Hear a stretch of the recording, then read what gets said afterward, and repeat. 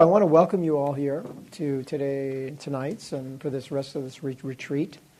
It is a great joy.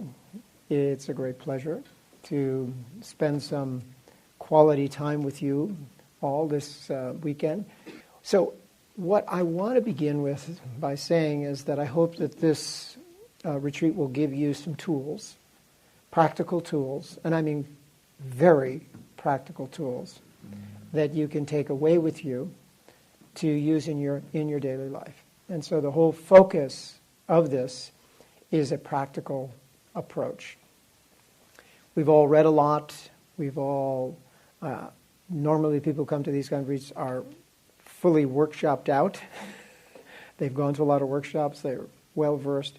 But we want to walk away with some concrete and specific practices that you can integrate into your life. So the theme obviously is Awaken the Mindful Self. So today I'd like to start with a poem that for me represents a lot of the journey that we're all taking. And it's a poem of Jalaluddin Rumi, who was a great Sufi poet, spiritual teacher, spiritual master, but gave some very practical advice about living as well. And he begins by saying, "Come, come, whoever you are, whether you are a wanderer, worshiper, or lover of leaving. Come, come, whoever you are, Hindu, Turk, believer, or unbeliever. No matter you've broken your vows 10 or 10,000 times, this is not a caravan of despair. Come, come, whoever you are. Come, yet again come, yet again come." So I welcome you with these words, and for me the meaning of these words are very transparent. And that is that we're all on this journey, and we're all challenged in one way or another with the stresses and the difficulties in our lives. And no matter how many times we fall, not how many times we wander from our truth or leave our sacred vows, that when we come together again, there is a place where we can all meet. There is a place where we can all come together without any judgment of anyone. And that, in fact, is the best definition of mindfulness. So, what is mindfulness? For me, it means non-judgmental awareness. So being in the mindful self is being in a state of non-judgment, which does not mean that you're not discriminating. And there's a difference, and we'll talk about that. It means that we are not judging others, we're not pushing people out of our heart. We see what we see, but we recognize that we're all on this journey, we're all making mistakes, and we're accepting that truth in the moment. And so that non-judgmental awareness involves a tremendous amount. Very easy to say, very, very difficult to do, especially on a moment-to-moment basis. And one of the big areas that we're going to focus on tonight is fears and regrets. The two things that my spiritual teacher used to say are like spikes eating into our veins and draining us of our life blood. And these fears are subliminal, sometimes they're conscious, but they're going on all the time. So there's the fears of the future, and then there's the regrets of the past. And then in between that, there's all of the hurry and the worry and the agitation that is created by that. So we want to go deep into an investigation tonight. What is the basis of these fears? How can we work to eliminate them? How can we work to transform them into something else. Because we're not going to be in the present moment. We're not going to be in that non-judgmental place of awareness, which, by the way, has a lot of other wonderful things with it. Because we're in that place of non-judgment, we're also in a place of joy. We're also in a place of being present to others. So all kinds of incredible things happen when we enter that place. But first we got to tackle the big stuff. And the big stuff is these very deep-seated, sometimes long-term, sometimes going back for a long, long period of time, that are still residual, they're still with us, we still carry them. And then there's the ongoing fears and regrets and worries that continue on in our daily life that, unfortunately, when we really look at it, consume far too much of our waking consciousness. And the interesting thing about them is that they become habitual. So much so that we don't even know we're thinking them. And as we are thinking them, what happens is it puts us into emotional states that we then don't even know we're in. And then those emotional states tend to dictate our actions. So it compounds. So I want to start with a little reflection. Jot down some of the worries and fears that we had at work, at home, with relationships. And then, what are the consequences? So if you go back a year, or 6 months, or 3 months, whatever, what were all the worries and the fears that you had? And now, moving forward from that period of time, whether it was a week ago, or 6 months ago, or a year ago, do you still have those fears? Are they still with you? Have they been resolved? Have you forgotten them? So just read the little blurb in the beginning and then jot down. And while you do that, I'm just going to play. This is some kind of reflective, introspective music, which I hope nobody objects to. If you do, I can turn it off. But it just helps us create a mood. Okay? So without further ado, let's see if we can get this on here. And this will help us, I think, a little bit.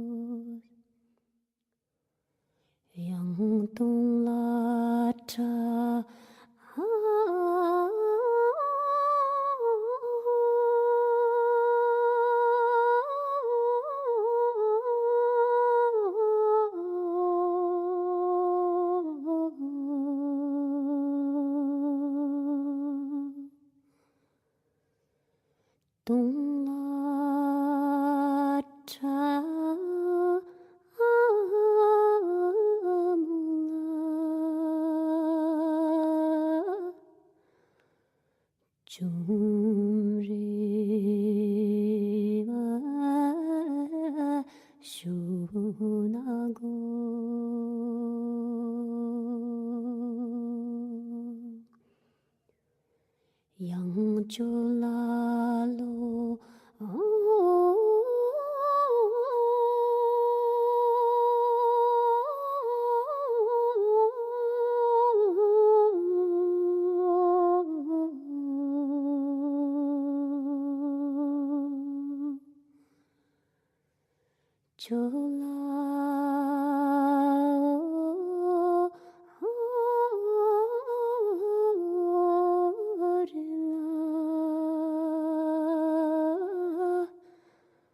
Dani so na chongo.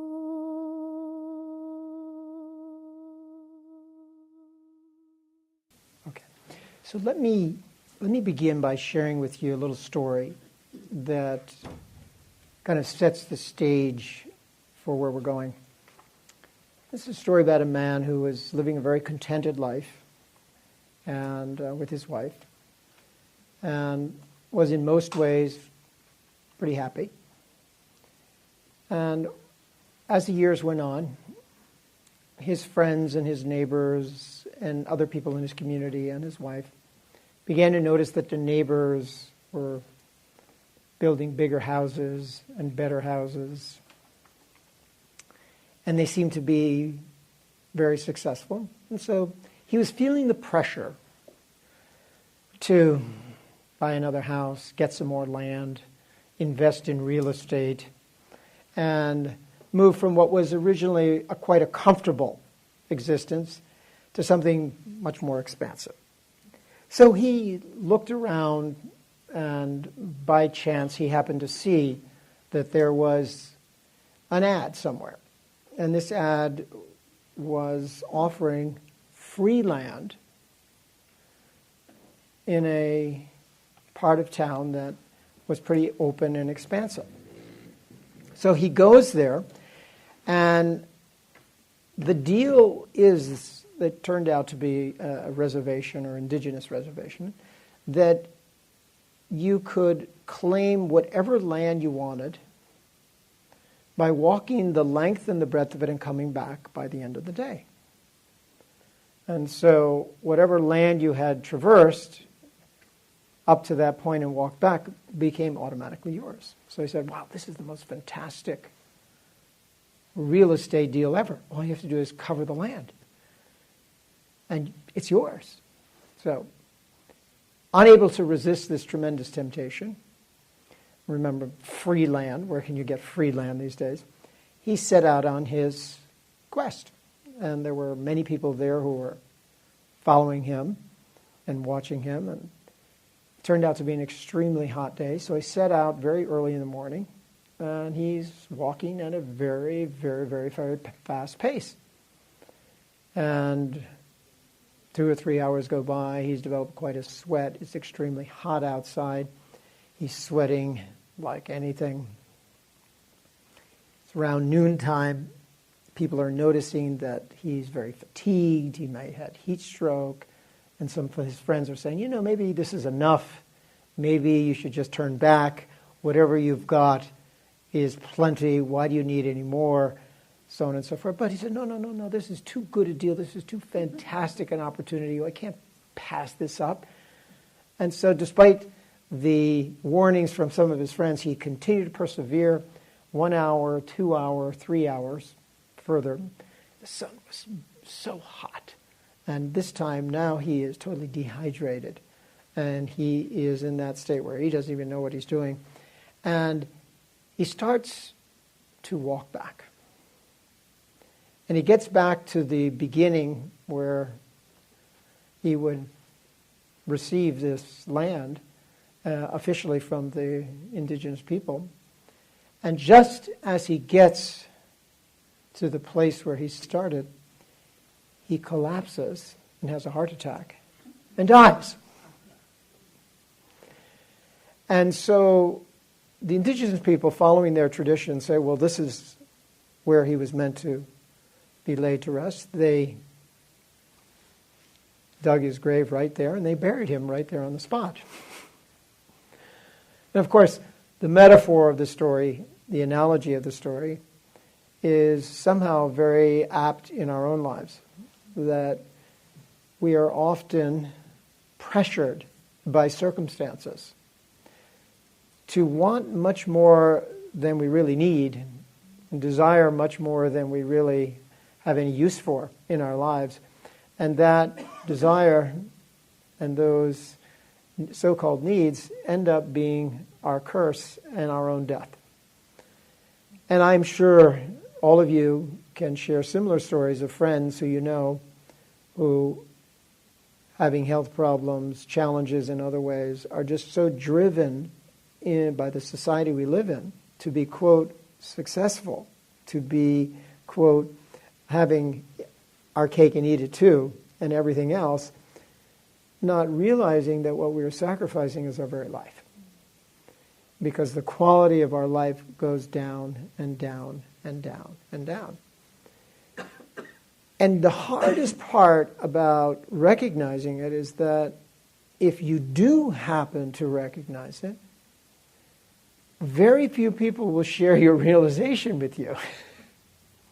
Because they're all caught up in the same rat race, in the same constantly striving for more and more and more and more.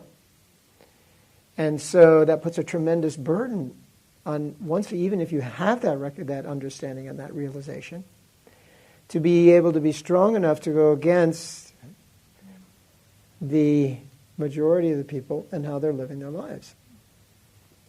And so we talk about two things that we want to explore. One, how do you get out of the rat race mentality?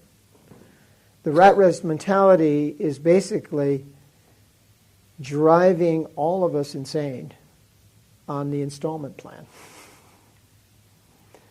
And we don't even recognize it because it's just like a frog that, this is a very bad image, but it's the only one I can think of. It's like a frog that you put into hot water, and then you gradually, they won't jump out of the water even if it goes up to the boiling point because they're gradually acclimating to it. So the human capacity, we have a tremendous capacity to acclimate to circumstances around us and gradually don't even know it until it reaches crisis. So we have to step back, we have to take these weekends, and we have to pull back from our daily lives and begin to reflect. So as an opening activity to get to know you a little bit, and you guys can get to know each other a little bit, what I'd like to do is to brainstorm in your own life the areas where we tend to get into that hurry-worry mentality. All right? And we want to be really specific in this activity. So for example, I'm going to give you an example. So one of the typical places that we tend to get very worried about is, for example, getting up in the morning, getting to our jobs on time, making sure that our professional responsibilities are taken care of and all of that. And we carry that burden with us a lot, all right? In fact, even when the day is done, we still carry the burden with us. And we carry the burden into the night and into our relationships and then in our dreams, and we never let go of it. So that should just give you an example to be able to think about these areas, because the first step in this process of being mindful and awake is to identify some of these areas, all right? So let me just debrief for a moment. I think the first step in the journey, and I think you're all articulating it beautifully, is that you have to realize that the hurrying and the worrying actually does not add anything to our lives. Rather, it subtracts from our lives.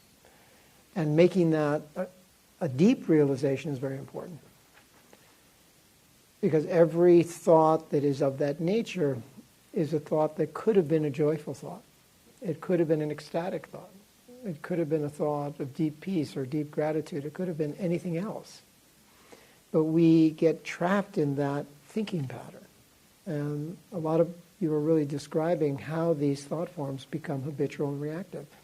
And we don't really know how to get out of them, but that's what we're here to do. That's what we're trying to do. So what are the alternatives to this that we can create on a practical basis? And how do we do that? That's really what we're talking about. I think we have to realize that we have to do the work ourselves.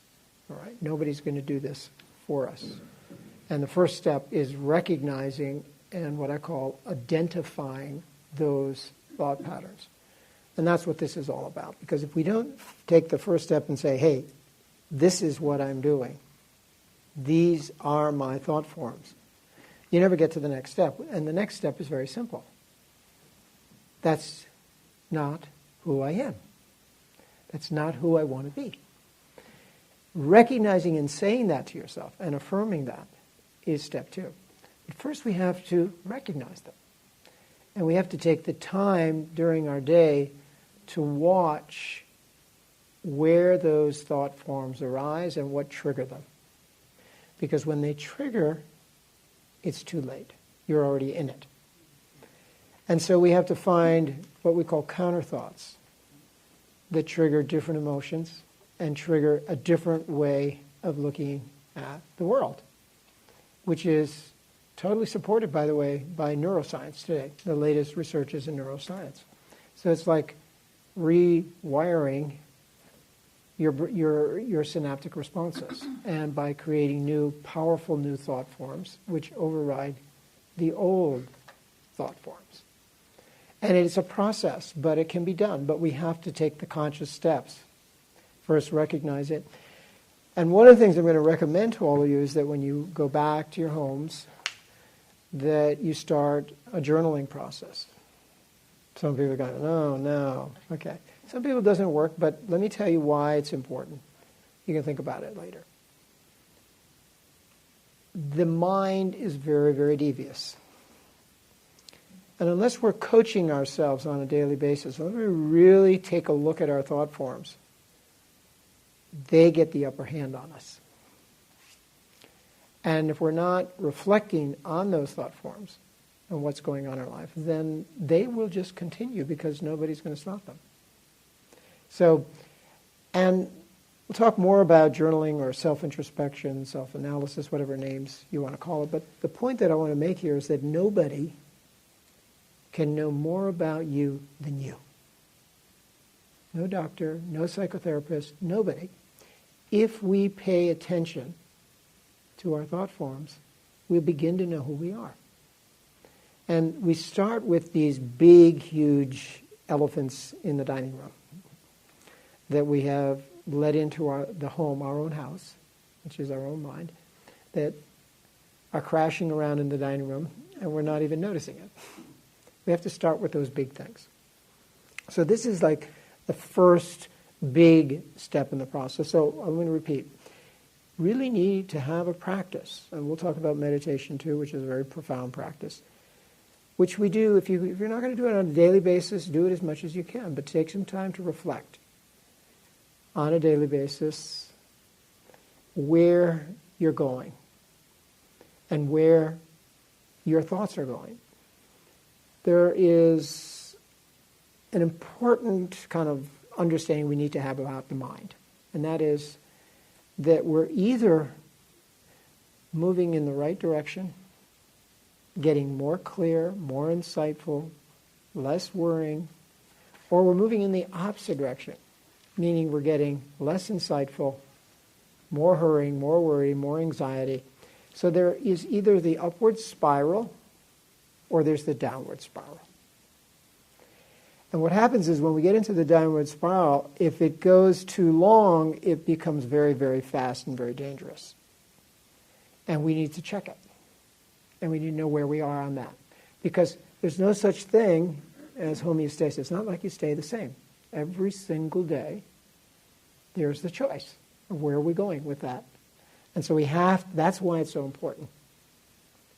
So, I'd like to take a moment here. We're going to take a little break in a moment. And I'd like to just say that a couple of other things besides doing this journaling process. I think you mentioned it also.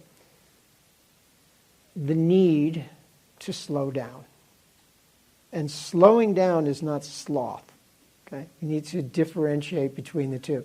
Slowing down does not mean that you're lazy. It means that you're going to take each moment and bring each moment into its fullness. by being present for each moment. So just when we go back in our lives, what can we eliminate in our daily schedule that's going to give us some breathing room here? All right? When you go on a vacation, what you don't want to do is bring your briefcase with all your bills and with all the work from your job and bring it to the beautiful beach and start doing your bills, right? Now we think, oh, that would be absurd. Why would you want to do that? But that's exactly what we do.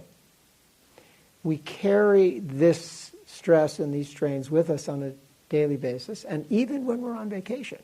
I mean, we may not actually physically bring the bills, although I know people who do. All right?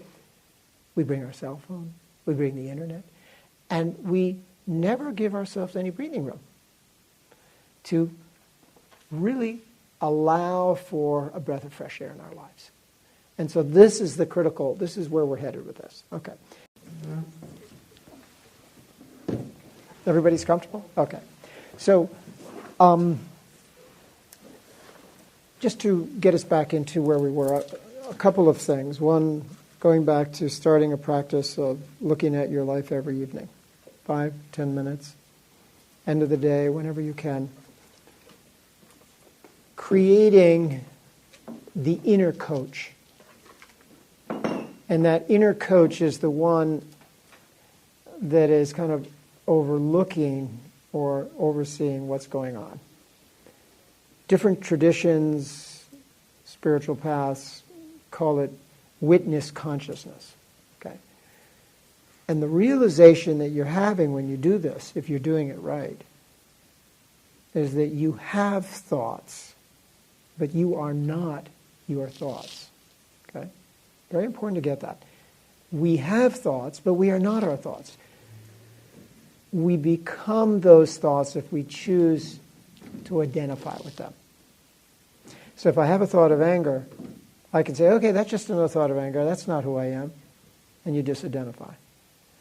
All right, that's a thought. That's that same old thought of hurry and worry that I have all the time. I don't need that. That's not who I am. So it's the process of realizing that we're not our thoughts. We have thoughts. We choose to identify with those thoughts, and then those thoughts become our reality. Very important to understand that. If we think we are our thoughts, which really doesn't make sense, then every single thought that goes through your head, you'd have to become. And that's impossible. That's literally impossible. Because we think things at such a kaleidoscopic space and speed that we couldn't possibly act on all of them anyways. So what we're saying is that we are something other than our thoughts. And that's part of the process of mindful awareness, right? Creating the distance between you and your thoughts. And that's the gap that begins the process of this inner journey of awareness and mindfulness. That's the beginning of the process. So I wanted to share with you a little story. It's an interesting story about a king who was having a great deal of difficulty running his kingdom, like most kings do. And as the story goes, he went to his advisors, his viziers, his prime ministers, to get some advice on how to better run the kingdom. And he told his viziers, his prime ministers, look, I'm going through this roller coaster ride. I have my ups and my downs, and every day seems to be like a roller coaster, right? And I don't seem to have any control over my emotions. I have no control over what's going on. I feel like I'm just being swept away. And I don't feel this is really a good way to run an empire. So he says to his ministers, he says, look, I want you to get your group of wise ministers together and come back in a week and give me some advice on how to do a better job and make better decisions in my life. So they say, okay, fine. So they go away for a week, and these guys were pretty smart. And so after a lot of discussion, they come back. And they present the king with this little box. And nicely gift wrapped too, by the way. Give the box to the king, and the king very delicately opens the box, and in it there's an inscription. And the inscription says, "This too shall pass." Piece of advice. So, connecting to where we are. One of the mysteries of life is that even in the midst of constant change, we don't stay in the flow, but we get caught up in these very passing emotions and lose perspective. And it's amazing how easily we can get caught up in the ephemeral passing emotions that really have no bearing on anything, and tomorrow we forget about it anyways. And so the lesson that's being illustrated in this story is very simple. We have to take a look at our life and say, okay, everything is passing, everything is moving, all right? Everything is in flux. There's nothing permanent here. And those emotional states that we're going through that seem like there's no end to them, they're going to pass also. They're going to end. And understanding that in the moment is where the relief and the clarity and the mindfulness come. In the moment. So we talk about thought and counter thought. Every time we are, so to speak, attacked by these really kind of gnawing anxieties that we have, and they can become very gnawing after a while, we need to have the counter thought that shifts the attention out of that habitual thinking pattern. Some people have called them affirmations.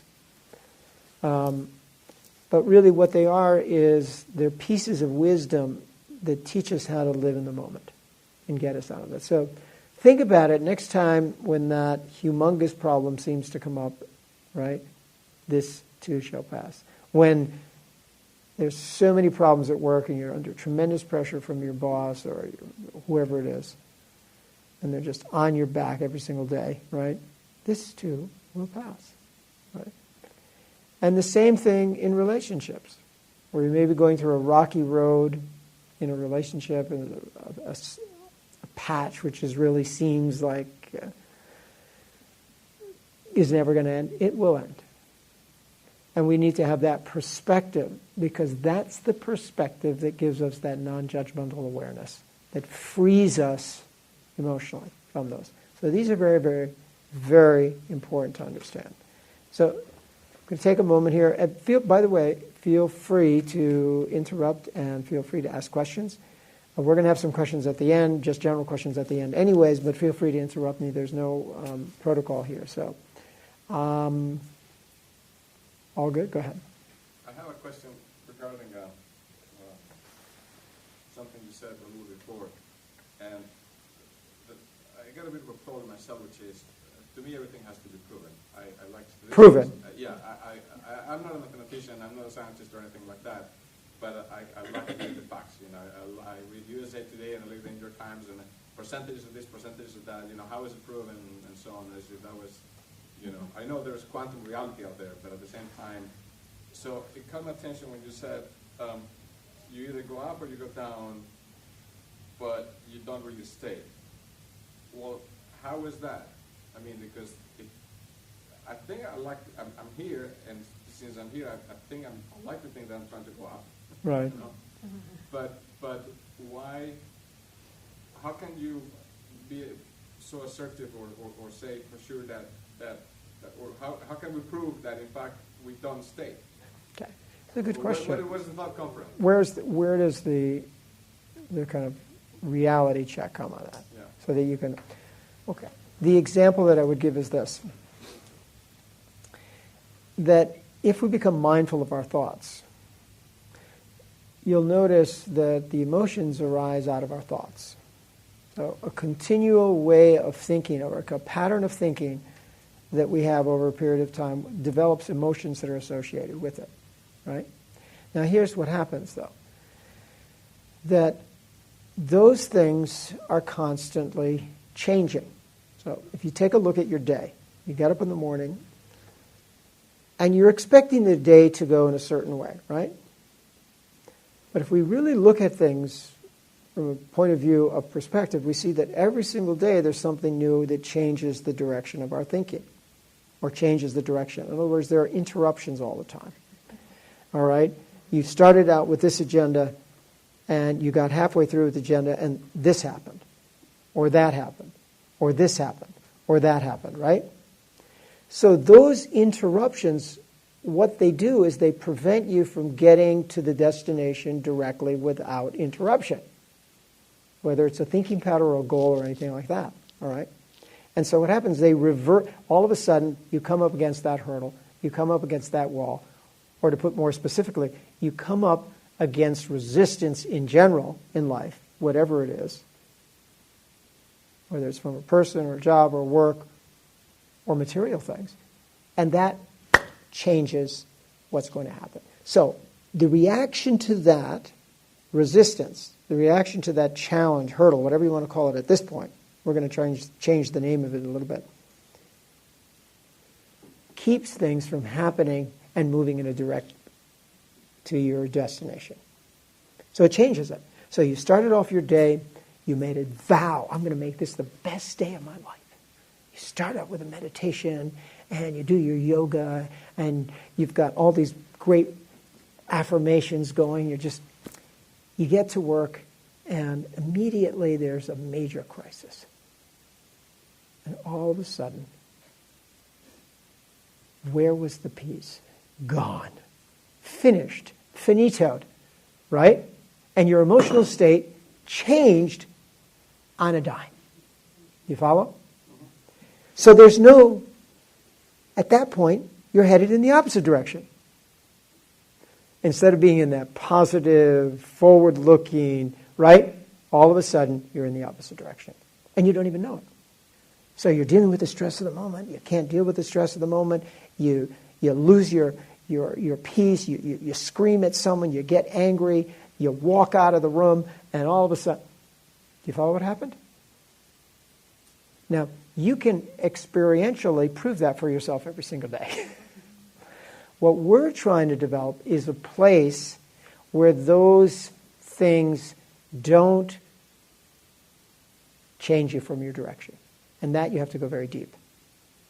Right now we're in the place where any of those interruptions, those changes, throw us off course. Either in a minor way or in a major way, right? And that's where we want to investigate. That's what we want to investigate. But I think if you look at if we look at our own lives, you'll see that those daily interruptions, we call them daily interruptions, but what they are is they're daily challenges to our state of mind. Really what they are is the curriculum of your life. And how do you deal with that curriculum in a mindful way? And the only way those things aren't going to throw you off base is if we become mindful of them and know and understand how to deal with them. Otherwise, they're going to throw us off course, right? And very quickly, very easily, all right? It's amazing how in relationships, one day can be so fantastic and the next day so horrible. How is that? How can that happen? The nature of the mind. So this is understanding the nature of the mind and becoming mindful of its kind of operating principles. All right? So when you were born, nobody gave you the operating manual. And by the way, they didn't teach it in high school. They definitely didn't teach it in college. And we don't get that operating manual. We don't know how the mind works. But we need to learn that in order to have a kind of a steady, what we call equanimity in life. So we don't get thrown off. But I don't want you to believe anything I say. I want you to experiment and watch your own life and find out what the reality is for you. Right? Because The last thing we want to do is add more belief systems here. That's the last thing we want you to walk away with. As I said before, the whole goal of this is practical, to bring us into the moment so that we can observe who we are and what's going on without all of the smoky-colored glasses of our own perception. So we'll come back to that more. All right? No, I think I got all that. I think that you were very clear on the introduction, but I don't know if maybe I wasn't clear on my question. I think you mentioned there was a part where you were talking about downward spiral or going up, but there was no stay in the middle. Right. So I was trying to find some explanation as to why is it that you cannot stay in the middle. Because what happens is that there are events happening to you all the time. These are outer events, and these are inner events. Okay? So you could theoretically lock someone, put someone on an island, and completely remove from all human contact and everything, and they would not stay in the same place. It's the nature of the mind, that the mind is so mercurial, it is jumping around all the time, that it cannot remain in one place, and therefore you cannot maintain a particular state of being unless you go very deep. Okay? So we're talking about the mind in a uncontrolled state, right? We're not talking about a mind in a controlled state, which is a very high development. But we're headed in that direction. That's the direction you want to go. But to get there, we first have to recognize the nature of the mind, its mercurial nature, and its incredible speed at which it operates. All right? Incredible speed. I mean, you can be thinking of a thought, you're right here in Kripalu, and you're right here, and then 2 seconds later you're thinking about your kids. Or 5 minutes later you're thinking about this or that, right? You follow what I'm saying? That's the nature of the mind. Because the mind is taking us off onto these kind of daydream trips all the time. Because it's not controlled. It's not focused. Well, that's where we're coming to. We want to deal with that, right? That's what we're here for, the weekend. That's what we want to talk about, right? Okay. We'll come back to that, all right? We'll come back to that. So what I thought we would do now is this. I want to talk about this key principle which can help us through these ups and downs. So talk about the king and the roller coaster ride. How can we create a more steady, this is where we're headed, steady, the term that we use is equanimity or equipoise. Okay? And the key to equipoise, and get this one, is total acceptance of life now. Not tomorrow, but in the moment. And not resisting what is happening to us in the moment. Because if we resist it, it persists. What you resist persists. So we want to enter into that place of total acceptance. Which is another way of saying, another maybe more subtle definition of mindfulness, because that's a place of non-judgment. Non-judgment. Now, I'll just give you a little feeling for that. Who are the people that we want to be around generally? They're the people who, no matter what we have done, embrace us and accept us for who we are, right? Yeah. Mm-hmm. We all have I hope we have agreement on that one. Right? Those are the kind of people who, if I must say, were very much like my mother, who, no matter who you are, no matter what you did, you come into their presence, they give you a hug, and you know they're not judging you. Doesn't matter what you did. They are there for you, and they are totally accepting you. There's no judgment going on at all. Doesn't matter what you did. Mothers, selfless mothers who are really, I would say, the epitome of what a mother is the total acceptance of her children, for good or bad, right? So this idea of the total acceptance of whatever's happening is a step in the direction of equanimity and equipoise, which is the big step toward this place of non-judgmental awareness. And that's the place where human beings need to meet each other. That's the place where we need to meet each other and to be present. Where we're going with this is this, that the process of identifying our friction points has to be very clear and very specific. We have to know what those friction points are, to be mindful of them so that we can avoid them. All right? And we need to change our perspective about them. Okay? So, the normal perspective we have is that conflict and resistance and pain and suffering are all bad. Because they're painful, so they must be bad, right? So, but in reality, the areas of growth come in those places. So we need to turn it upside down, and I'm going to quote from one of the great mystics and spiritual teachers.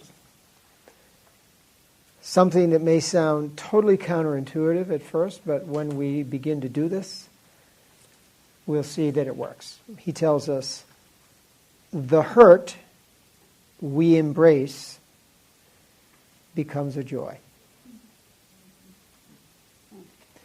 Call it to your arms where it can change.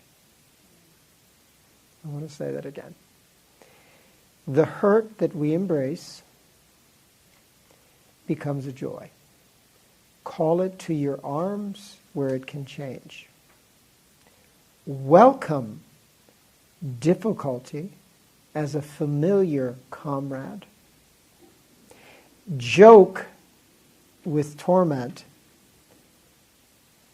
And Rumi says brought by the friend, but brought by the friend means brought by the universe, brought by God, that you have no control over. This is what we're talking about when we say total acceptance. So here's what we're saying, that our relationship to suffering and our relationship to pain has to change. The knee-jerk reaction is push it away. But that's where you're pushing growth away. That's where we're pushing our life away. The minute, and this is the psychological, deep psychological acceptance of the fact that we understand that pain and suffering are part of life. We're not going to run away from it. We're going to expect them. And we're going to realize that those are actually the special gifts. Those are the special hand-picked gifts and specially packaged for you and me and you for whatever situations. Changing that perspective is a step toward mindfulness and non-judgmental awareness. Knowing something and being able to do it are two different things. And I'm going to end with, this is not in the curriculum, I'm going to end with this little story. There's a story about, everyone knows who Gandhi was, right? He was a spiritual leader who was also a great political leader. But he was known in India more for his spiritual wisdom, really. And he was a first, in many ways, though he was first a political leader, he became admired through his great wisdom. So in India, there's a thing called darshan, which means sitting in the presence of a saint, of some holy person, and absorbing their vibration, trying to get their wisdom, but also asking them questions about life and how to deal with things, right? So he was giving darshan in a small Indian village, and during that period of time, many hundreds of people came to him and asked him questions. And there was this one mother who brought her son and waited long hours in order to be able to ask this question. So she brings her son, sits down in front of Gandhiji, and she says, "Gandhiji, my son is eating too much sugar. Can you tell him to stop?" So Gandhiji says, "Come back in 3 days." Well, he's a respected spiritual leader, someone of great wisdom. You can't say no. So she leaves, she comes back, In 3 days, long journey, back again, waits in long lines, comes back into the presence of Gandhiji, and says the same question back to Gandhiji and says, Gandhiji, would you please tell my son to stop eating sugar? And so Gandhiji says, son, stop eating sugar. The woman sitting there waiting for some more profound words, this didn't sound pretty ordinary to me. So she said, Gandhiji, do you have anything else to say? So she looks at the kid again and says, to the kid, said, please stop eating sugar. She's a little bit nonplussed. She says, Gandhiji, if that's all you were going to say, why did you wait 3 days? He said, 3 days ago, I was also eating sugar. So he stopped eating sugar before he gave any advice. So this is what we mean by realization. Okay? It's so easy to give advice. And it's so easy to criticize. We should first criticize ourselves before we criticize others. And eventually we get into the habit of realizing we have so many faults ourselves, we have no time to be thinking about anybody else's faults. Realization comes by putting the precept into practice and turning it into nature, turning it into who you are. So there are people out there, when they hit an adverse moment in their life, thank God, are grateful, and there's no bump in the road because they've made it part of who they are, to always find the grateful moment or the grateful teaching or whatever in that. What has happened is that we've got all these conditioned, habituated, and reactive thinking patterns that we have developed, not just, and if you believe in reincarnation, over many, many, many lifetimes. But certainly this lifetime we've done a good job in collecting a lot of garbage from all kinds of places, all right? Primarily our parents, all right? Our media, the social networks that we live in, our work, our jobs, so many different things that are really garbage thinking and don't do anything to bring us peace or joy in the moment, let alone mindfulness. So I think we can take a couple of questions or we can wrap it up. I wanted to end with just a moment of silence and just lead you in a very simple meditation just to take a moment. And then afterwards I'll be here as long as you want if you have any questions, okay? So feel free to ask anything afterwards. So let's just take a moment. Can someone grab that? Jack, see if you can turn off just a little bit, turn down. So I'm going to offer you a very simple meditation. We'll talk more about meditation later as a tool. Many of you are already meditating. I know that because I overheard your conversation. Yeah. A little bit more down. Okay. Let me just offer you a very simple beginning practice. And the whole goal, what we're going to try to accomplish in this is for tonight, is just to get mindful and present. So to get into a posture in which you can sit comfortably for a minute or two. Take a moment to deeply relax, right? And just be aware of any tension in your face, your body, your forehead, anything. Just deeply relax. Align your back. You're not rigid, but you're not tilted left and right or front or back. And just bring your attention to what we call the seat of the soul, which is center of your forehead, lying directly between your two eyes. And I want you to just gaze lovingly, penetratingly, into the center of the darkness in front of you. And in order to keep the gaze centered and focused, I just want you to repeat any name of divinity, any name of God, or if you're not religious or spiritual, just any affirmation that resonates with you, all right? It could be the word unity, it could be the word gratitude, it could be the word peace, it could be anything at all that resonates with your intention for coming here. It could be the word mindfulness. Just repeat it very slowly or at intervals, just keeping the gaze there. All I want you to do is just two goals. Be here now. That's it. Be here now. And I'll bring you out in about 2 minutes. Okay? So let us begin.